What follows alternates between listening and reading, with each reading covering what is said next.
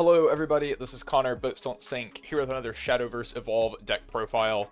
This time we're going to be looking at Hunter Forest. This is for BP09, the current format. Funnily enough, this deck doesn't actually feature any BP09 cards, I don't think, but due to the way that the meta sort of shaped out, I think it's a lot more favored into this format than it was into the BP08 format, where it sort of got all this support. So before we jump into the deck, as always, this is not, I can't say it's not highly optimized. I put some work into this list, but play around with it. Not every card choice might be suited to your meta, the decks that you play against, or your play style in particular. So play around with it, make any changes you find necessary. This is not a be-all, end-all deck list. That being said, this is actually the deck that I played for the World Finals in Tokyo 2 weeks ago. I kind of made the decision to switch off of Earthright onto this deck last minute. I had done some testing with this deck leading up to the event, but was not super sold on it, and basically decided at the end I would rather play this and hope I hit the right matchups than worry about playing Earthright mirror matches all day, because those just aren't fun. And unfortunately, my run did not go as well as I was hoping it would. Obviously, I didn't top or anything, but I was the only person playing Hunter Forest in the room, and definitely had some people scared. I think this deck is actually quite favorably matched into things like Earthright, and even more favorably matched into vampires than you would expect. On the downside, it has some bad matchups into other things, like the Lashena player that I had to play against, but, yeah, this deck is really cool. It is it's not what you would expect when you hear, like, Hunter Forest. I think a lot of people, when you mention the Hunter deck to them, they're going to think, like, set 6 Lamaga, with a lot of the sort of tempo, storm cards, summoning a lot of cards for free, using, like, Wildwood Matriarch to fill your board, playing, like, a really cool tempo game. But if you've watched any of the, sort of, like, JCS streams, recently, this deck actually, with some updates in, like, BP14 format, saw a lot of success in Japan. Very similar strategy. This is actually like a prison control deck. You'll hear this referred to as Hostage Hunter. And the goal here, we're actually focusing less on the Lamaga side of the cards and more on the Izudia Unkilling support, where our goal is to reduce all of our opponent's followers to 0 attack and board lock our opponent. So that they can't attack us, and we're basically just free to sit around and wait until we can OTK our opponent with big King Elephant turns. So, as you'll see, a lot of the cards here are based around sort of looping these minus power effects, and then just being good card advantage and control pieces to keep us alive. The Evo deck, pretty simple. I'm kind of back and forth on 3rd Woodland Cleaver versus 3rd Ancient Elf. I think that one can go either way. I ended up playing 3 Ancient Elves, but if you're a bit more worried about things like Sword, and even want to help the Vampire match up a little bit, you can play a 3rd Woodland Cleaver. As always, if you want to check out this on the deck log page, you can use the code in the bottom right, 2VH64, or the link will be in the description. Looking at our breakdown here, we're playing 28 followers, 6 spells, 6 amulets. This is surprisingly follower heavy for a, like, control prison deck, but a lot of our game plan actually revolves around followers like Zealot of Unkilling, and then using Hunter followers, really, to set up our Zealot, and then using Ancient Elf and Marvelous Sunday to be able to keep looping it and heal and things like that. So our followers are actually rather important here. Very, very low curve. 32 of our cards are 1 cost or 2 cost, with only 1 3-drop, 1 5-drop, and 1 6-drop to round out the top end. This makes it very easy to have playable hands. However, the deck does ideally want a bit more than playable to set up fast. So one of our goals is to get 3 Hunter cards into Cemetery as fast as possible to turn on Zealot of Unkilling. That's why we're playing so many low-costed cards. We want to be able to run them out very quickly. Ideally, we're playing like Crossbow Sniper into Bounce card into Crossbow Sniper, and then we're just turned like online as fast as possible. So yeah, despite being a control deck, we have a very low curve to just try to get out of the gates going as fast as possible. Because of this low curve, though, we actually do have sort of a modal game plan where against decks where control is not going to be as viable, we can actually play a strong like tempo aggro-based game plan due to Woodland Cleaver gaining Storm and Ancient Elf being able to scale up rather large quite quickly in this deck. So we can play both directions if we have to. We're just not running like Lamaga and Wildwood Matriarch and all those cards. So jumping into the specific cards we have here. First up is Bellringer Angel. This card is just like quintessential control early game defensive card. I think we've moved so far past set 1 that this card actually gets overlooked a lot more often than it should. A 0-2 ward on turn 1 can be quite effective against aggro decks, and the fact that it can evolve for 2 in order to deal 2 damage on turn 2 can just help that much more against these aggro decks where you're essentially blocking like 4+ damage and not having to spend a card from hand on turn 2 and still getting to draw a card when it dies. I think this card's just insanely powerful in control decks that want to try to stay alive early. And one of this deck's issues is, of course, aggro decks. Things like Sword, for sure, or even just the vampire decks, getting a lot of vampires on board quickly. Because of the way that deck functions, you can't actually like board lock the vampires, or the bats rather, because they have so many ways to sack them. So we do actually have to play like a normal like tempo deck in that matchup and remove the bats as fast as possible. Bellringer Angel is a great way to do that. Next up, we play 3 copies of Crossbow Sniper. This is going to be our most important card for getting set up as quickly as possible. There's a 1-cost 1/1 Fanfare, discard a Hunter card, of which we play 23. We play sets of all of these except for Servant of Unkilling. The effect here is going to be to deal 1 damage to an enemy leader or enemy follower on the field, and then draw a card. So we're cantripping. We're able to just discard a Hunter, draw a new card. This is very good for discarding Mark of the Six when you're not going to need it, or discarding King Elephants that you draw early where they're kind of just clogging your hand. A lot of matchups you'll only actually need 1 King Elephant to win the game, so you can discard extra copies if you have to. This can also discard extra Crossbow Snipers if you have ways to bounce the first one, which, since you're not really going to need more than 1, if you can just keep bouncing the same one. Ideally you're not discarding Zealot of Unkilling because you do want those to play. But you can discard like extra apostles, whatever you have really. The goal is to get 3 in cemetery as fast as possible, regardless of what they are. Generally, the 1 damage is going to be going to your opponent's face, since a lot of decks right now do have a little bit of healing. You don't want your opponent higher than 23. 23 is the max that an evolved King Elephant will hit off of a full board with like no Harvest Festivals. So ideally, if you can keep your opponent below 23, that's where you want to be. Chipping them down can sort of help keep them in that spot more consistently. However, if you are playing against the aggro decks, dealing 1 damage to an X1 is worth it to keep something off board while you're still trying to get set up. Obviously, if you're, discarding the 3rd card to be set up, just leave their 1/1 on board. Because then you can just start playing your minus power stuff and lock it in place. But if this is like, say you went 2nd and your opponent like made a 1/1, and then you're playing your turn 1 Crossbow Sniper, go ahead and get it off the board. You don't want to be taking that chip damage from it or letting your opponent do more important things with it. The 2-cost Raven in the Vampire deck is also specifically something that even later in the game, if you have the option to board lock it, unless it is exactly your opponent's 5th card on board, you want to just go ahead and get rid of it. It's not worth letting them activate the effect to deal 2, heal 2 every turn. You're just not going to be able to keep up with the sort of shift in life between both players, and they will burn you out even if you can board lock them. Not every game, but often enough that I would rather not let the Raven live on board here.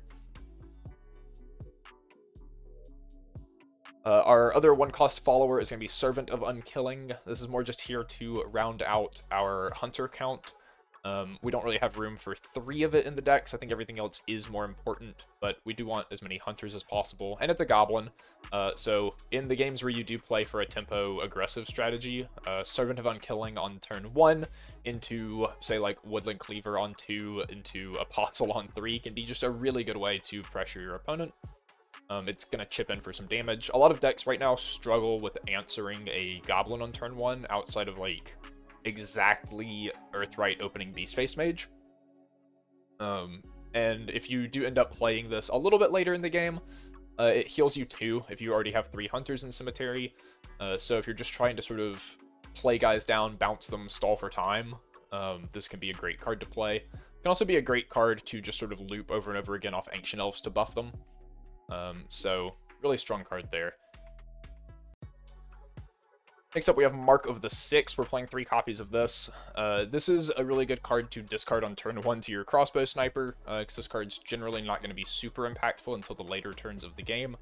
In matchups where you get hit early and knocked down to lower defense, you can play this. It's 1 cost quick timing. Next time your leader would take damage this turn, it doesn't take damage. So you basically get to blank an attack. The Earthright and Vampire decks both have 6 attack Storm followers that you don't really want chunking you a lot of the time, especially since those decks also have like burn damage here and there. So being able to just pay 1 and blank one of these attacks on like turn 6 or onwards while you're kind of just stalling for your King Elephant can be a really good way to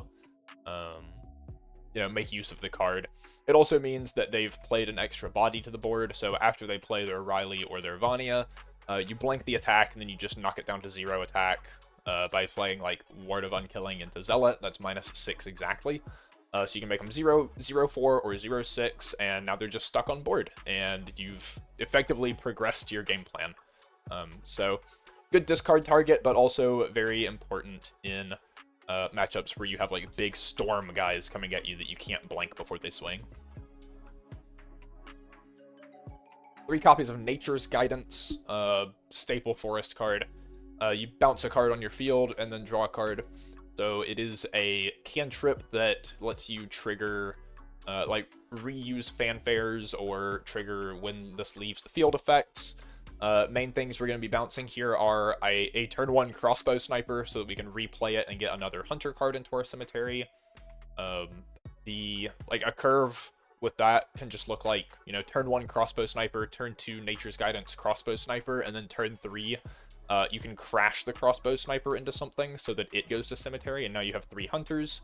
On turn 3 you can start playing Zealot of Unkilling or Ward of Unkilling. We can also use Nature's Guidance to bounce Harvest Festivals if we're already set up and don't need to loop like Zealot or Crossbow Sniper. This helps us just build up our hand size to prepare for King Elephants or find our King Elephants. And otherwise, if we're trying to board lock our opponent, we can Nature's Guidance the Zealot to reuse the Fanfare -4 attack. Of course, we are playing Harvest Festival, as I mentioned. 1 cost Amulet. You can pay 1, tap it, sack it, give your leader +1 defense. Sometimes you have to do it just to draw cards. Ideally, you're using bounce effects on this, though.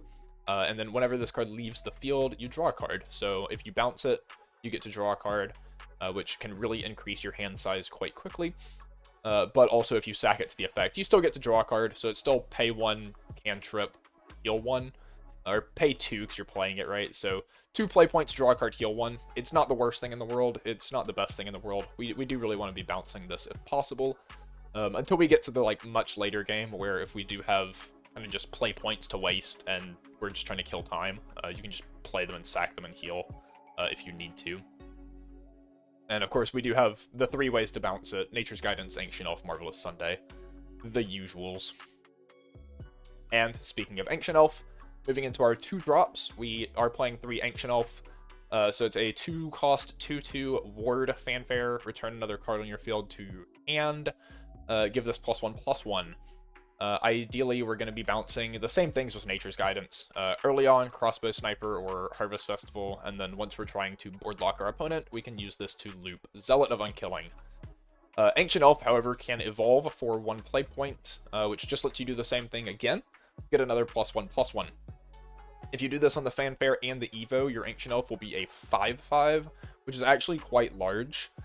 It is a ward, but don't be tempted to actually ward it. Reminder that we are trying to board lock our opponent. Giving them things to crash into can be very detrimental to our game plan.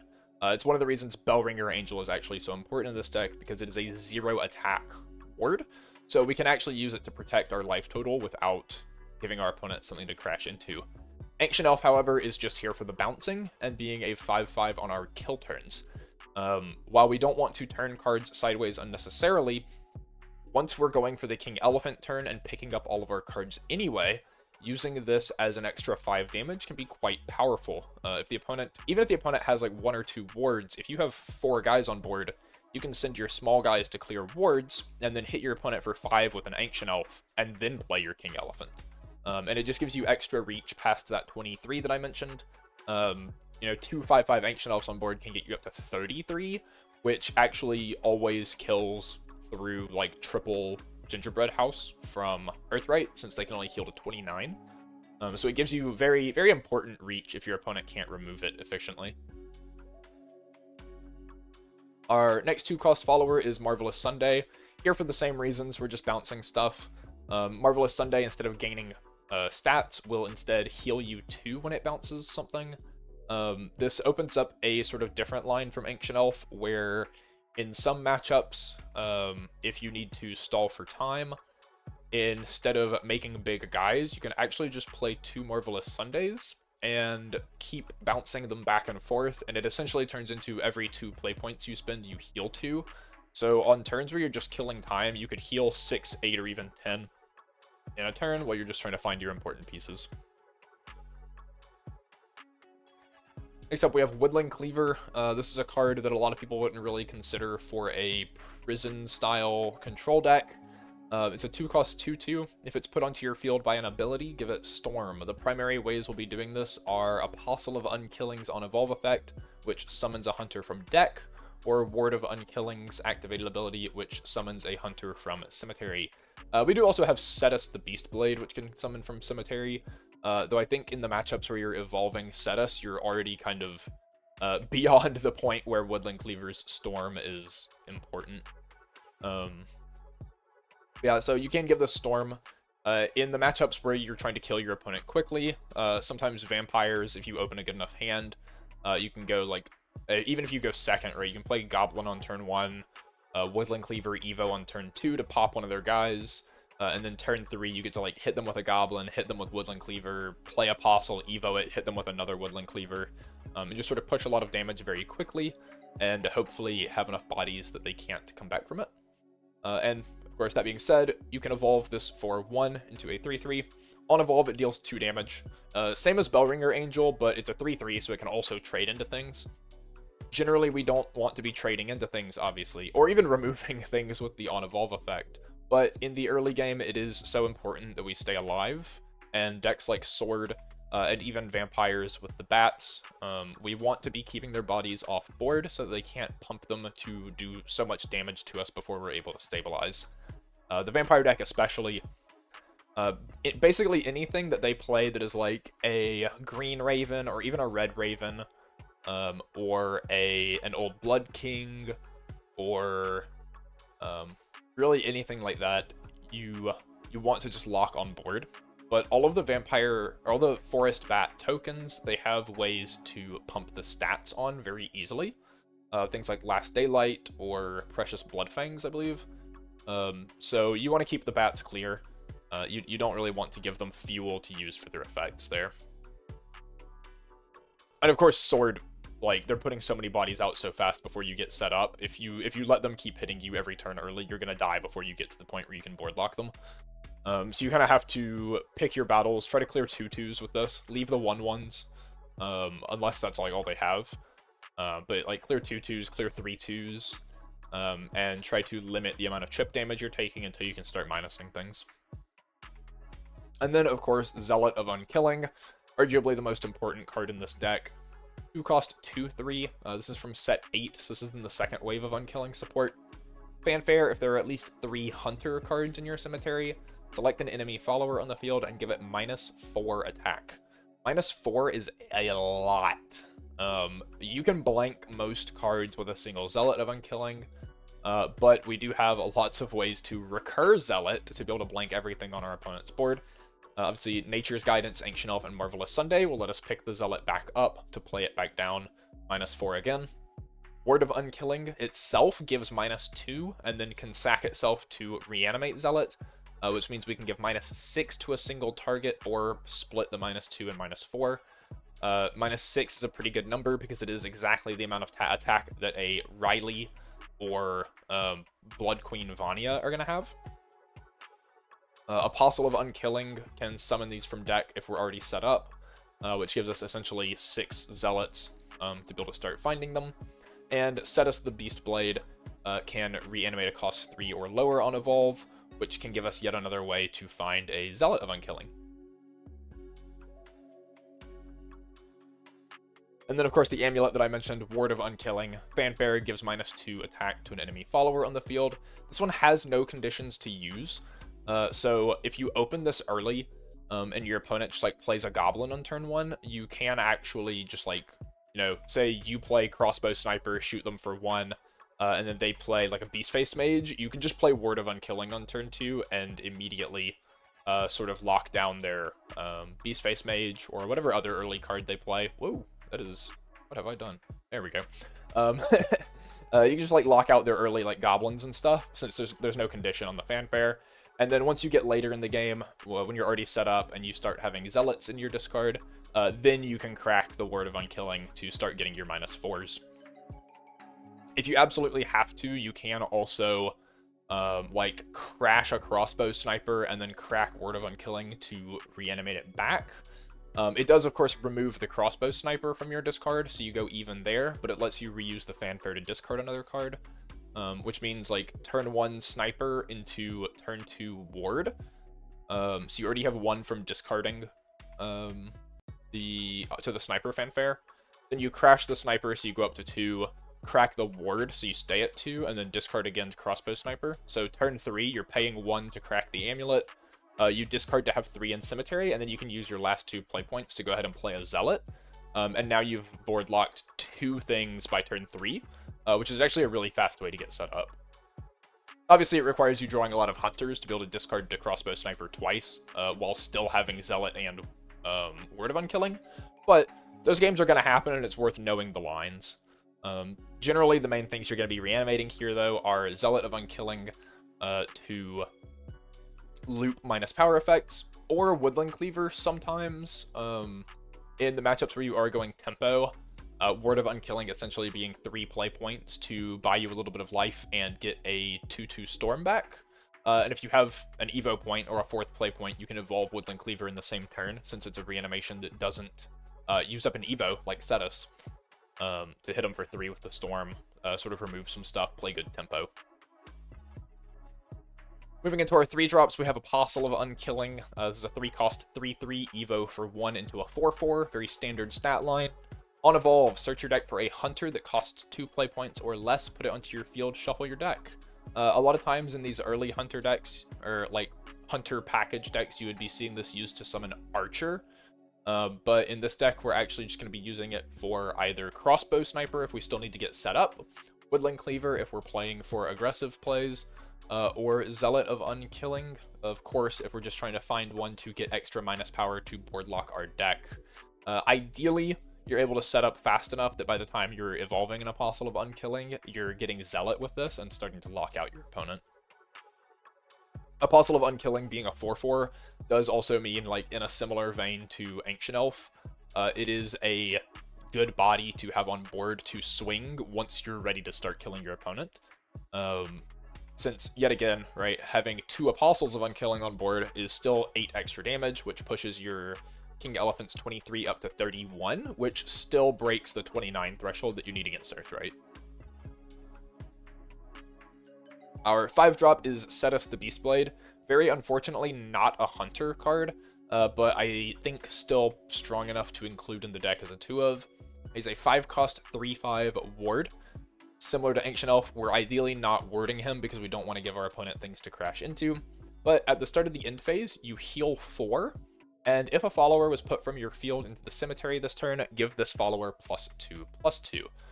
So healing 4 every turn can be a very good way to just sort of stabilize. Not every matchup you will be board locking your opponent entirely. In fact, it can be somewhat beneficial sometimes to just leave your opponent with like one thing that might be hitting you for 2 every turn or whatever, especially if you have Marvelous Sundays or setups to out heal it, right? It gives you, if your opponent is actually hitting you with it, it gives you something to crash things like Bellringer Angels into, which can be a good way to dig extra cards. And if you're able to crash a Bellringer Angel, or even say your opponent has a 2-3 that they're hitting you with, and you can crash like a Servant of Unkilling or a Crossbow Sniper into it without killing it, you can start pumping up your Cetus, which can very greatly increase your kill range. And also just make it much harder for your opponent to remove your heal stick that's just sitting on board giving you 4 life every turn. Basically buys you, you know, a lot of extra time to find your setup pieces in the late game. And it can evolve for 2 into a 4/6, makes it even harder to remove. Riley can't pop a 4/6. And on evolve, you can reanimate a cost 3 or lower from Cemetery. This is almost exclusively going to be Zealot of Unkilling at the point in the game where you can pay 7 for this, or even just pay 5 to play it and then evolve it on the next turn. You're usually not going to be wanting any of the other like setup or tempo pieces at that point. This will really just be to get another -4 attack while you're sitting there healing, which is why we only play 1 of the Evo. And lastly, our actual win condition, King Elephant. 6 cost 1/1 Storm. Fanfare, select any number of cards on your field, return them to owner's hands, give this +X+X. X equals the number of cards in your hand. So if we play this, right, say we bounce 4 things on board and already had a full hand. If you draw to 8 for turn, play this, you have 7 plus 4 that you bounce, that's 11 cards in hand. You're going to buff this up to a 12/12, which is really good. Even if it's not a 12/12, being able to just make it like an 8/8 is already like pretty good on its own. And you know, when you evolve it, it gains the stats again. So even just putting it to like 8 means it's gonna be swinging for 15 after Evo. And you don't necessarily have to OTK your opponent with this. If you have like 7 or 8 play points and your opponent does not have any wards, you can actually like turn 7 play King Elephant, pick up however much you need, hit your opponent for like 7 or 8, or even like 10, and then Nature's Guidance the King Elephant back to your hand. Or if you have 8 play points, you can play Ancient Elf or Marvelous Sunday to pick the King Elephant back up to your hand. The important part is that you don't want to leave an engaged King Elephant on your board after swinging with it, because that means your opponent can crash all their stuff into it, which kind of defeats the purpose of your strategy. Now, if you have a healthy life total, it doesn't really matter if your opponent crashes everything, as long as you have another King Elephant, because even if they try to rebuild a board that's not blanked on power, you'll just kill them the next turn anyway. But if you're trying to chip them down over a few turns, especially if you had to spend a lot of resources and your hand is small, being able to just play King Elephant, hit them, pick it up, play it, hit them, pick it up, can be quite good. If you have a Marvelous Sunday or Ancient Elf, it means that the King Elephant itself will pick them back up every turn, so you can kind of loop it as long as your opponent doesn't remove your bouncer. And then, of course, King Elephant evolves for 4. So once you hit 10 play points, you can get the power boost twice, make him, you know, 15 attack, 18 attack, 23 attack, and he ignores ward. So at that point, even if they do have wards that you weren't able to swing through normally, you can just chunk them with a giant King Elephant and win the game that way. I never really needed more than 1 King Elephant Evo in testing. Usually you're only evolving this on the turn that you kill them, so I don't know how you would fit a second one anyway with this Evo deck. Looking at the deck as a whole, some of the pros of the deck. The win condition is very hard to interact with. King Elephant ignoring ward means that you basically have to play hard removal spells. A 23/23 is never going to be killable by just chipping it down with like surefire bullets and fire chains and whatever else. You basically have to have, you know, execution, full bloom panorama, something like that. And it's too high of a cost for the like Whispers of a Dream, things like that to kill. And board lock is something that a lot of decks can't get out of, which means that once you kind of trap your opponent into your strategy, Their fate's basically sealed, no matter how long the game takes. It's very hard for a lot of decks to get out of it. You do also have lots of healing between Marvelous Sunday and Set Us the Beastblade to keep you alive long term, and even just being able to like bounce Servant of Unkilling or get chip healing from Harvest Festival can help you stay alive into those long games where you need to get to like turn 10, turn 11, turn 12. And the modal strategy for varying matchups means that you aren't locked into playing control if you have to race your opponent's deck by doing things like Woodland Cleaver, Storm plays, and just trying to out-tempo them and race them on board. This is basically what you have to do against decks like Lashena. Hope you can kill them before they get set up. Vampires, you can do this against because they don't have a ton of removal that they want to jam early, and if you can keep their bats off the board, they kind of just turn their wheels for a while. And even like, yeah, Sword, you pretty much have to race, just because they're going to be putting bodies on the board too fast for you not to. So giving us that sort of decision on which direction to play the deck means that we have a wider range of matchups that are actually winnable. Cons of the deck, however, it struggles very much to beat decks that don't need followers to win. When our win condition is board locking our opponent, we're really relying on them actually playing things to board lock. Decks like Lashena are nearly impossible to beat just because they're, A, healing a lot, but also burning us without needing followers, which means in the long game we will run out of resources before we kill them, most likely. Especially since they're also playing like removal spells. But really anything with a lot of burn is going to be hard to deal with.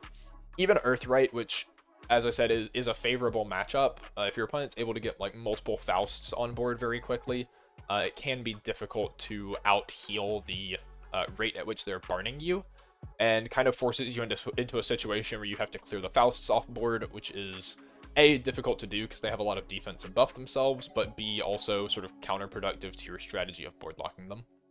It can be outpaced by aggro decks, since we do have a setup requirement. We can't really start board locking efficiently until we have 3 Hunters in Cemetery, and if you draw poorly, sometimes you're just going to be dead before you get there, or your opponent's going to be pressuring you so much that you can't focus heavily on getting there. And of course, it is weak to decks that can remove their own followers. Thankfully, this format does not have a lot of those that we have to worry about. The biggest thing is the Vampire deck can sack Forest Bats to Small Vania. Thankfully, they're not really playing Soul Conversion. That's a card that can be quite problematic. Even like the Machina Abyss, when that deck was running around a little more, would have been like a hard matchup for this because they can sack all the droids to the deal damage effect on the tokens. But thankfully right now there's not a whole lot of ways to sack things, and even like the Puppet deck where they can give a sale to their puppets and they have a few bounce cards, I don't think is really enough to be super problematic for this. Paula can be a problem since she clears off 2 things to EX area at once, but your opponent does have to have the board space to play it, and if they're playing a bunch of like Liams and Junks early, you can usually find a way to get around them. So overall, I think this deck is quite good. It's very definitely like underrepresented. As I said, I was the only person at Worlds playing this deck. It has some good matchups into the more popular decks. Has some sketchy matchups for sure into the sort of tier 2 decks. Like I said, Sword is pretty rough. Lashena is really bad.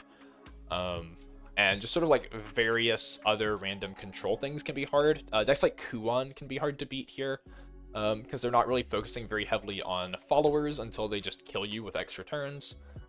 So really, you want to play this deck into a field where you're expecting a lot of Earthrights and a lot of Vampires if you're confident in that matchup. And of course, here's the Evo deck again. As I said, you can use the code 2VH64 or the link in the description if you want to see the deck. Thank you for watching. This deck was a ton of fun for me to test, a ton of fun to play too. It being a prison deck means not everyone's going to enjoy playing it, not everyone's going to enjoy playing against it, but as a control player, it really scratched a cool itch for me. It's definitely a unique deck. Nothing else is really winning in the same way as it, so it was super fun to play, super fun to think about. I hope some of y'all give it a try, and until next time, when I get some more deck profiles out, I'm going to try to jam through a lot of the decks this format. before Summerfest starts, since the first few Summerfests are still BP09 format. And post-Worlds, we got a little bit of a better grasp on sort of what decks are worth looking at. But until then, there should be some videos on the screen for you to check out. Again, thanks for watching, and I'll see you next time.